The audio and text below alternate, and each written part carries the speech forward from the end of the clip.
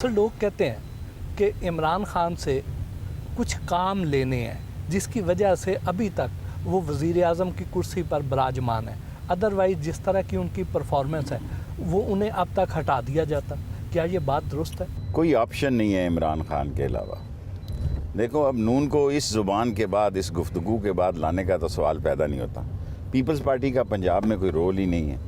सिंध में अगर वो फिर दोबारा ले लें जिसके चांसेस, अगर पीटीआई सही मेहनत करे तो सिंध में भी हुकूमत फॉर्म कर सकती है। वो कौन से काम हैं जो अभी तक उनसे लेने हैं जिसकी वजह उनसे से? क्या लेने हैं जी, वो प्राइम मिनिस्टर है, उसने काम करने हैं। सबसे बड़ा काम तो इस इकानमी को ठीक करना है।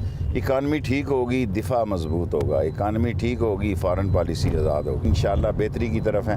अभी मैं कल फैसलाबाद गया था, वो कह रहे थे कि हमारे पास इतना टेक्सटाइल का ऑर्डर है कि संभाला ही नहीं जा रहा। अगर आप इमरान खान के इत्तेहादी ना होते तो किस पार्टी के इत्तेहादी होते? तो फिर मैं अपने ही इत्तेहादी होता। ये इमरान खान का बड़ापन है, वो मेरी बात सुनता है, वरना कई दफ़ा बातें ऐसी होती हैं जो उसको पसंद नहीं है। आप कहते हैं कि ये सारे सियासतदान गेट नंबर 4 की पैदावार हैं। कोई पाकिस्तान का सियासतदान ऐसा नहीं है जिसका फ़ौज से रब्ता नहीं हुआ। खा वो रेफरेंडम हो, खा वो इलेक्शन हो, खा वो जो कुछ भी हो, फ़ौज के रब्ते के बगैर पाकिस्तान में कुछ नहीं होता। मुल्क में सदारती निज़ाम हुकूमत की बातें होती रहती हैं। आपके ख्याल में पाकिस्तान को कौन सा निज़ाम सूट करता है? देखें, अब पाकिस्तान में सदारती निज़ाम के लिए 6 शिकें हैं, वो नहीं पास हो सकती, असम्बली से नहीं हो सकती। रेफरेंडम है, छोटे सूबे हैं, बगावत की बात होगी। इसी तरह चलना पड़ेगा। इसी तरह कोई हुकूमत आएगी तो बास शिकों को बेहतर कर लेगी। मैं नहीं समझता कि सदारती निज़ाम का पास कराना असम्बली से इतना आसान काम होगा। नवाज शरीफ की सबसे बड़ी गलती क्या थी? एक तो ये है कि वो करप्शन का आलाकार रहा। दूसरा ये है कि उसने उसामा के साथ, उसामा से भी पैसे लिए। तीसरा ये है उसने अजमल कसाब के घर का एड्रेस दिया। चौथा ये है उसने जंदाल और मोदी से 1-to-1 मुलाकातें की। पांचवा अभी कहना मुनासिब नहीं समझता। मरियम नवाज के बारे में क्या? मरियम नवाज ने पहले भी मरवाया, अब भी मरवाएगी। आ जाए, अब हेडक्वार्टर आ गए।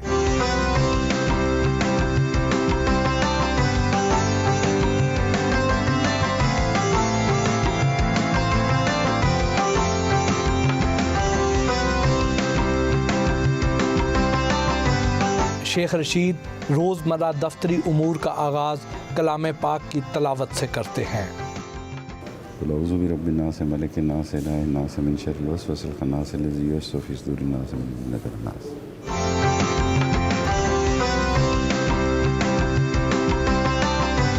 रेलवे हेडक्वार्टर के आला अफसरान के साथ हफ्तावार मीटिंग की।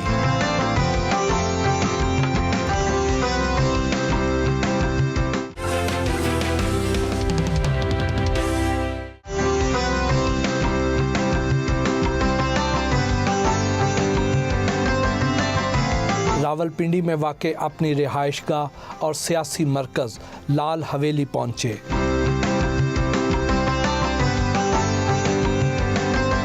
दूर दराज से आए साइलीन के मसाइल सुने और उनके हल के लिए मौका पर अहकामात जारी किए।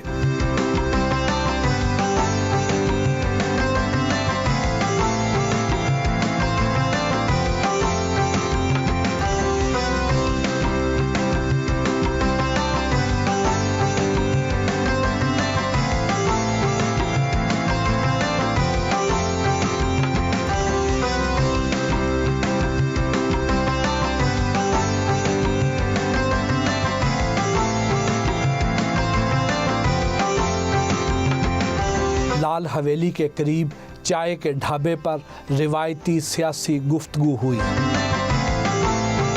जैसे इमरान खान साहब ने कहा है कि वज़ीर आज़म हाउस को तालीमी मकासद के लिए इस्तेमाल किया जाएगा, तो लाल हवेली के बारे में भी आपके कुछ? हमने तो लिख ही दिया है। वो सजान सिंह की हवेली दे दी है। 2 हवेली है मेरे पास, एक बहुत बड़ी हवेली है, तो वो मैंने वेमेन यूनिवर्सिटी को दे दी। ये सोच रहा हूँ अब 6 रोड को दूँ, उसके पास एक चलेगी, लेकिन प्रॉमिस उन्हीं के साथ है। अगर उन्होंने स्टैंड ले लिया, मेरी कमिटमेंट उनके साथ है, फिर दूसरी हवेली भी उन्हीं को चली जाए। आपने ख़वातीन की तालीम के लिए बहुत काम किया।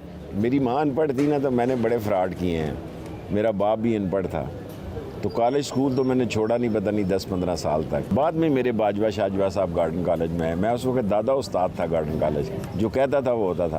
और मैं गार्डन कॉलेज का प्रिंसिपल भी रहा हूँ। मैंने 3-4 महीने कब्जा कर लिया था गार्डन कॉलेज। मेरा जवानी में गॉर्डन कॉलेज में अरूज था। अगर मैं ये कहता था कि शहर बंद है तो लोगों को दूध भी नहीं मिलता था बच्चों को पीने। लड़कियां भी सारी मुझे वोट देती। कभी किसी खातून ने मुतासर नहीं किया? मैं लोगों को मुतासर हुआ, मैं किसी से इतना मुतासर नहीं हुआ कि नतीजा खेज हो। कभी सोचा नहीं घर बसाना? अब नहीं सोच सकता। वो कोरोना में ये एहसास हुआ, कोई वसीयत लिखने वाला तो होना चाहिए। जब आपको कोरोना हुआ तो आपके सबसे करीबी लोग कौन थे? एक्चुअली मजाक में ही हो गया मुझे। मेरे स्टाफ को हुआ तो मैंने कहा मेरा भी टेस्ट करो। वो टीवी पे स्लाइड चली तो जनरल बाजवा साहब का, कमर जावेद बाजवा का फ़ोन आ गया, देखी कि पिंडी ना अस्पताल दाखिल हो जाए। इतने में 2 गाड़ियाँ आ गई, 2 कर्नल्स आ गए। मैं तो फिर आ गया। मेरे 3 दिन तो बड़े ही भारी थे। मैं ये सोच रहा था कहाँ माँ के साथ दफन होना, ये लाल हवेली के नीचे होना है। लेकिन मैंने उन जनरल्स को कहा कि मुझे एक सिगार पीने देना मरने से पहले। उन्होंने कहा जी सिगार आप नहीं पी सकते। मैंने कहा फिर लास्ट मोमेंट कम, आप समझे मेरी मौत को 1 घंटा रह गया। तो जो आपके करीबी लोग थे उनमें से तो नहीं कोई मुतासर हुआ? मेरा स्टाफ तकरीबन आलमोस्ट दोनों बच्चे और वो किचन भी मुतासर था, बैटमैन भी मुतासर था। आप कहते हैं कि लाल हवेली का ताल्लुक श्रीनगर के लाल चौक के साथ है, जब वक्त आएगा तो पता चलेगा। ये क्या है? मेरे मरने के बाद जो तारीख लिखेंगे वो लिखेंगे कि मैंने कश्मीर में क्या किया। अभी मैं कुछ नहीं कह सकता, लेकिन मेरे मरने के बाद मीरवाज साहब और गिलानी साहब और अपने नौजवान जो हमारे हैं वो बेहतर बताएंगे। कश्मीर कब तक आज़ाद हो जाएगा? मालूम नहीं, जब तक एक भी कश्मीरी जिंदा है कश्मीरी की जदोजहद जारी रहेगी। कश्मीर को बिल आखिर आज़ाद होना है, ये नहीं मैं कह सकता कब होगा। क्या मुस्तकबिल करीब में पाक भारत जंग का भी कोई अंदेशा है? मोदी के दौर में इसके बड़े ख़तरात हैं। मोदी जो है, क्योंकि उसने फ़र्स्ट टाइम ये पॉलिसी अपनाई है कि इंडिया जो नॉन अलाइंड था और गैर जानबदार मुल्कों का रुकन था, अब अमेरिका के जेब की घड़ी और हाथ की छड़ी बन गया है। सो इट्स वेरी डेंजरस, क्योंकि अमेरिका के आर्म्स और यूरोपियन वेपन्स वो सारा रशिया पे डिपेंड करता था। उसके बाद बड़े लेटेस्ट आर्मामेंट आ गए हैं। आप कहते हैं कि आंखें खुली रखेंगे तो सीपैक मुकम्मल होगा। इस पे कुछ छोटी मोटी कान भी खुले रखेंगे, आंखें खुली रखेंगे। इंटरनेशनली बहुत बड़ा तूफ़ान है सीपैक के ख़िलाफ़, सब मुखालिफ हैं और दुनिया में एक 3rd वर्ल्ड वॉर को होता हुआ मैं देख रहा हूँ।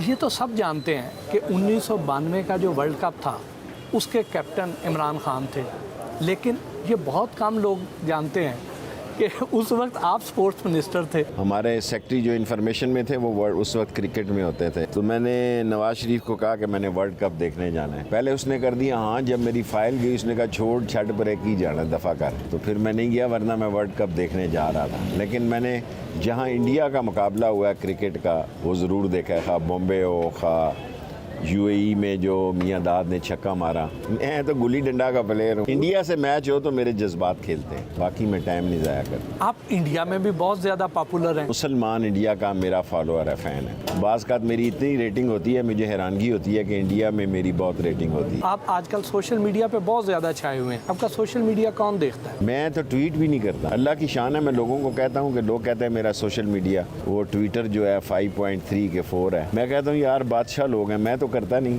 अब मैंने 1-2 ट्वीट करने सीखे हैं। मुझे नफरत है इस फ़ोन से, क्योंकि यहाँ लोग बड़े ब्लैकमेलर हैं। आम भी बात करो तो उसको टेप कर लेते हैं। अब तो नवाज शरीफ साहब भी ट्विटर पर आ गए हैं, वो क्या आपसे मुतासर हो गए? हर काम उम्र के हिसाब से करना चाहिए। ट्विटर जो है वो यंग लोगों का काम है। ढलती उम्र में और आखिरी 5 ओवर में अगर आप इस काम में पड़ गए, इस काम में अब सारी दुनिया ले, वो काम क्या जिसको सारी दुनिया कर रही हो, आदमी को वो काम करना हो जो कोई ना करे। So that is Sheikh Rashid. You should do a job which is not going to be done by anybody. That is Sheikh Rashid.